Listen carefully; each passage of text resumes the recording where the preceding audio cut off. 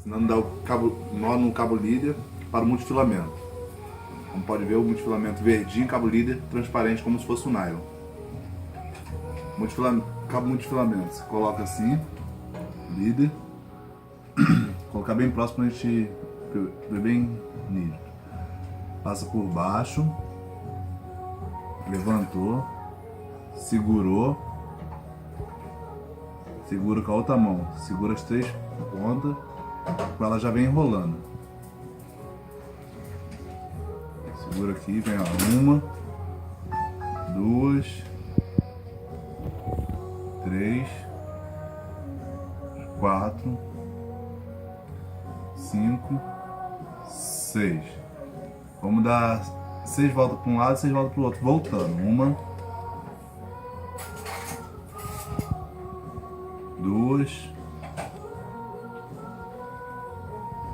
3,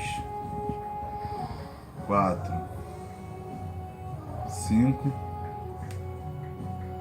6. O nó é muito simples, muito fácil de fazer. Você passa por baixo de novo, do jeito que estava, olhou por baixo aqui e passa ele.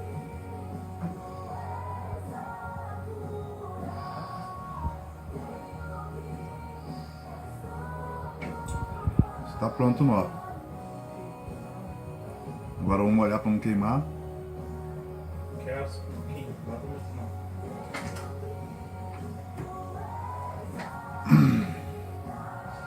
O nó como é que fica? Só cortar agora a extremidade deles.